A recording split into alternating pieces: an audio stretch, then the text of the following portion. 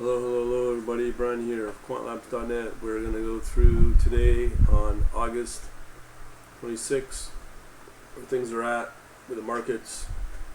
I forgot to also take care of, let's see here, Coinets Yahoo helps. Okay, let's do it. So you can see here things are barely profitable for all of the U.S. markets. Oil was up pretty good. Gold was up barely.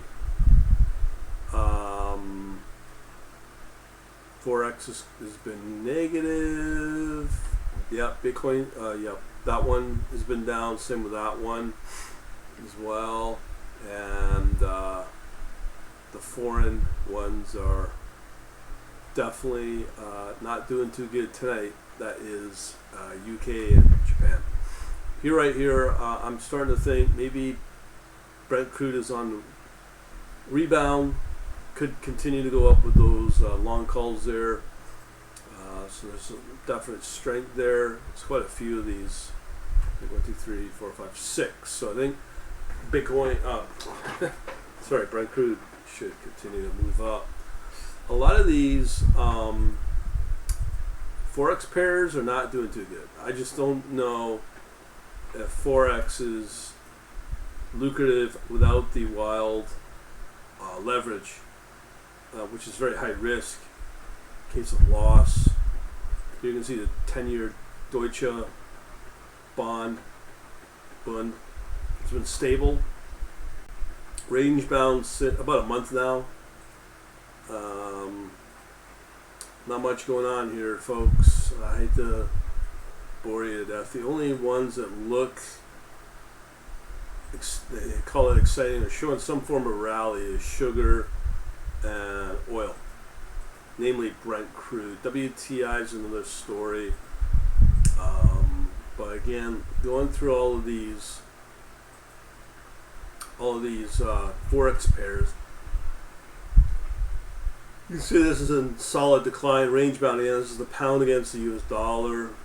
I don't know, man. I just would rather prefer to go in the other asset class. I follow an extremely long Japan for 225. Starting to show some decline there. Netherlands is somewhat stronger out of the lot that I've seen. Netherlands 225. New Zealand, US dollars weakening a little bit, but has a nice long call there. Now here's where it gets interesting with the decline in soybean. With a big long there, there's two of those. Now we're starting to see the S&P or SPX big short there. I think the markets will correct, just when and where. You can see here, sugar's been on a rally, declined a little bit, starting to go along as well. Hopefully that'll happen because we need to see some trends outside of the crypto space. USD in Poland, shorts there. Now, comparative to Brent Crude, the WTI is somewhat similar, it usually is, but I don't see as many long calls, so I'll put my money on, if I wanted, on Brent Crude. Australia 2000's been in decline, with a short there, another big short. That's due to the military lockdowns that are going through, obviously. Apparently may start to loosen that up, apparently next month, September 13th, I think today. Australia USD been really in a decline since the beginning of July. This was the stronger dollar. If things get a little better in Australia, which they should, I think Australia dollar should start to strengthen again as the summer season comes for them. And obviously the economy, with people being let out, being able to look at the sunshine, being able to talk to more than one person, it might bounce back. More Brent Crude. two more longs, just to say what I said earlier about the Brent Crude. Some Canadian stuff. Swiss franc, nothing exciting. Off we go with China. Ugh, just still not declines happening. It just seems to, I mean, there's some longs here, but doesn't really do a whole lot. I think we have to see the global sickness disappear.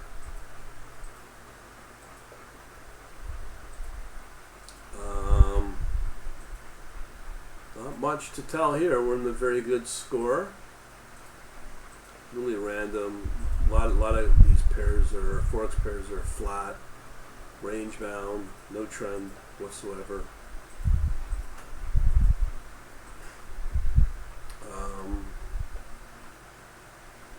Oh, we got India now. That'll be interesting. Spiking a little bit there, but it's got a slight short. Know about Japanese 225, Nasdaq 100, another short there. I believe those. Yeah, I believe there's gonna be some shorts there coming. Netherlands has a short. Very hard to trade this. Singapore 30.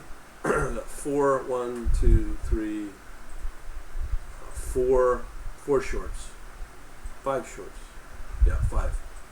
Singapore's not looking too good either. Okay, we got soybean declining with a short there. SPX 500, same thing, shorting. Sugar, slight long there with the second one. Taiwan, sorry. Looks okay. It might be starting to rally a little bit, but really hard to say with what China's saber rattling about. Finally, something from the UK. Been kind of very range bound, slight long there. 2 of those, 10-year bond, or gilt, short, and more shorts. So whatever's going on in the UK, not looking good. 2-year, more shorts here. It's been stable. 30 years been declining for the Treasury. I think once you start seeing the Treasuries in these levels, money's starting to move defensively, without a doubt, because maybe they are seeing a correction that we don't know. US Canadian rallying a little bit. That's because of oil, obviously. USD Swiss franc up and down like a yo-yo with some longs there. A couple I just saw. Yeah, majority of them are long. The 2 shorts, it looks like. USD China Yuan, it's got a long, but it's just all over the map. Really nothing to brag about. USD Japanese Yen, very range bound. If you're mean reverting trading, you probably do okay with it. USD Norway, slight reversal. Things may start to go a little defensive with that. Same with Sweden, but it's flattening out from a decline. I don't purposely talk about the rand or the lira, Turkish lira. Okay, wheat is an interesting one. It's been on a slight rally, been decline here. More WTI, some longs there, so it's pretty good. Now we're starting to see some gold, very flat for Canada. Same with pound, New Zealand, Hong Kong, Singapore, very, very, very flat. That's probably for the last month, I would imagine. Yeah. Well, no, actually, yeah, August 8th. Australia 200. Shorting. That's about it.